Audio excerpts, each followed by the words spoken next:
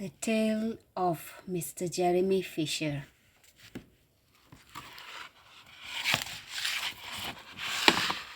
Once upon a time, there was a frog called Mr. Jeremy Fisher. He lived in a little damp house amongst the buttercups at the edge of a pond.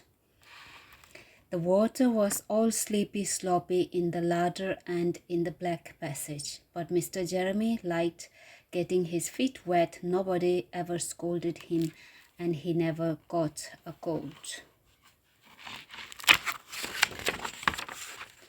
He was quite pleased when he looked out and saw large drops of rain splashing in the pond.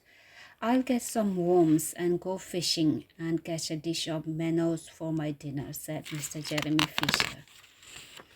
Mr. Jeremy put on a mackintosh and a pair of shiny goloshes. He took his rod and basket and set off with enormous hops to the place where he kept his boat. The boat was round and green and very like the other lily leaves. It was tied to a water plant in the middle of the pond.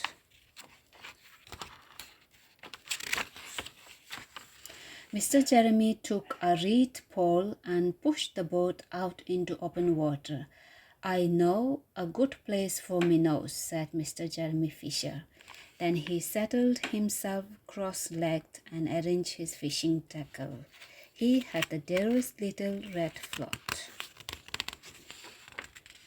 The rain trickled down his back, and for nearly an hour he started at the float. "This is getting tiresome. I think I should like some lunch," said Mr. Jeremy Fisher.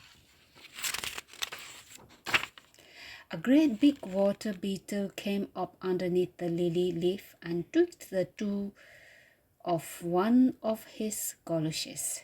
Mr. Jeremy crossed his legs up shorter, out of reach, and went on eating his sandwich. Mr. Jeremy shoved the boat out again a little way and dropped in the bait. There was a bite almost directly. The float gave a tremendous bobbit.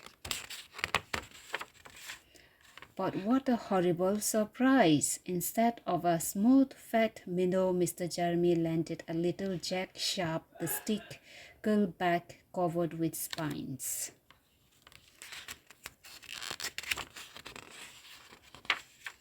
And a shoal of other little fishes put their heads out and laughed at Mr. Jeremy Fisher. And while Mr. Jeremy sat disconsolately on the edge of his boat, sucking his sore fingers and peering down into the water, a much worse thing happened.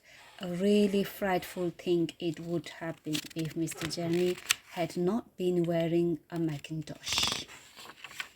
A great big enormous trout came up, grrr, plop, pop, pop, pop, pop, pop, with a splash, and it seized Mr. Jeremy with a snap.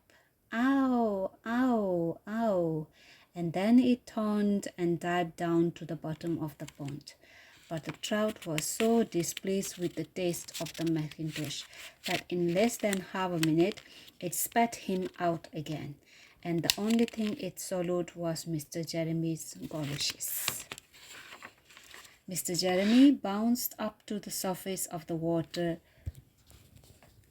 like a cork and the bubbles out of a soda water bottle, and he swam with all his might to the edge of the pond.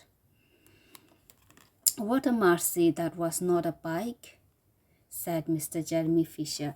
"I have lost my rod and basket, but it does not much matter, for I am sure I should never have dared to go fishing again." He put some sticking plaster on his fingers, and his friends both came to dinner.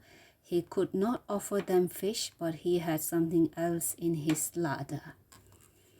Sir Isaac Newton wore his black and gold waistcoat,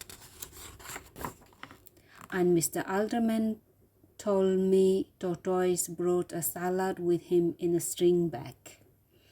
And instead of a nice dish of minnows, they had a roasted grasshopper with ladybird sauce, which frogs consider a beautiful treat, but I think it must have been nasty.